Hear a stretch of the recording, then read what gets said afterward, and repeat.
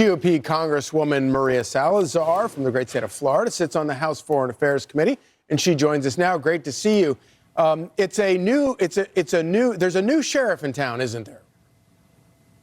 No doubt about it. And like Rachel said, if you care about fentanyl, if you care about crime, if you care about migration, you have to care about Latin America. And that's exactly what Marco Rubio is doing. And it's a new dawn for Latin America and for the United States, because it's our backyard. And I'm delighted he's going to Panama. I'm sure the Panamanians are going to reach a fantastic agreement with us because we built the canal, and they want to do business with the Americans. They don't want to do business with communist China. So I'm sure there's no problem that we're going to come out with a fantastic deal from the Panamanians, or with the Panamanians. Well, you say that, but, you know, and by the way, the Panamanians have always been a very strong ally of our country. But, however, my first interview on Fox Noticias was with the president of Panama, and I've interviewed ministers subsequently from that country. And when you bring up China, they are very quiet. They don't want to talk about China. So you say that. You know why? But wait, I know why. And so I guess my question is Donald Trump through Marco Rubio telling the Panamanians, you have to pick either America or China as your ally, and you got to get the Chinese out of the canal? You know why, Rachel? Because for the last 30 years, we have ignored our backyard. And now it's time when Latin America, and I was a foreign correspondent for Univision there for 35 years, so I know exactly what the Latin Americans are thinking. And they want to do business with the Americans, hands down. But we have been absent. So now there's a new sheriff in town, and I'm so happy that President Trump understands that these people are in our backyard. This is our sphere of influence, Latin America. So the message that we're sending now to the Panamanians and to the rest of the country is that the Americans are back. We want to invest. We want to help you. We want to maintain democracy. We want to give you everything that you need. And so we're back. And that's exactly the message that we're sending with this trip. But also, you have to help us. And specifically, the Panamanian, the canal is so important for our trade. We built it. We spent millions of dollars. We gave 30,000 lives, American lives, back in the 1900s. So it's time for it, because we have been absent. But now I'm so happy that Trump understands that Marco Rubio, you know, he's my constituent. And we are delighted that he's there. And he understands, not only he speaks the language, but he understands the importance. Because for the average American, Latin America is an American business. You know, another important visit, Rick Grenell went down to Venezuela, and he brought back 6 Americans following a meeting with the president, or with Maduro, whatever you want to class it. Yeah, the dictator of Venezuela.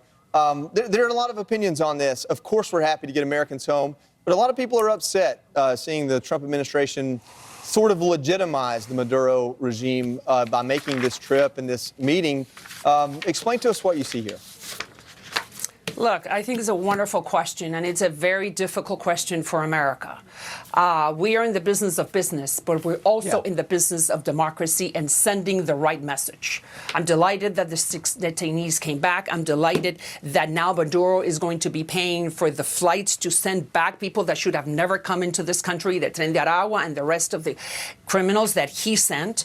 But we also have to be very careful as an American government. Specifically, President Trump is in a difficult situation because you've got to be sending the right message to our allies all over the world and in this hemisphere that we are not going to be negotiating with dictators for few barrels of oil. That is not what we do as a country. We are the United States.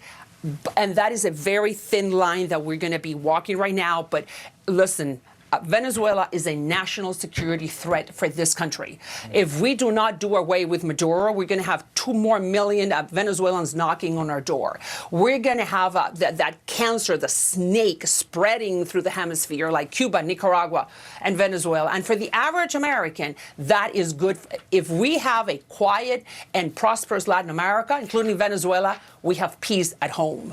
So now that he's got the hostages back and the planes are coming paid for by Maduro to take back the Tren de Aragua, now what are you suggesting that the Trump administration should do to support the opposition against this illegitimate? That's a very good question. And, you know, now that you said the opposition, you have one of the things that people need to understand is that there were elections, and Maduro lost by 70, 80 points. He signed an agreement with Biden saying, called the Barbados Accord, that if he lost the election, he was going to go, and he didn't.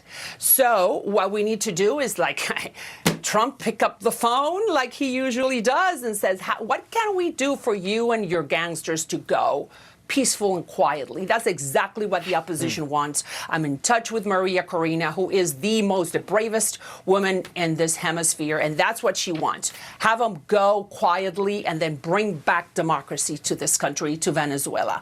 It's Trump.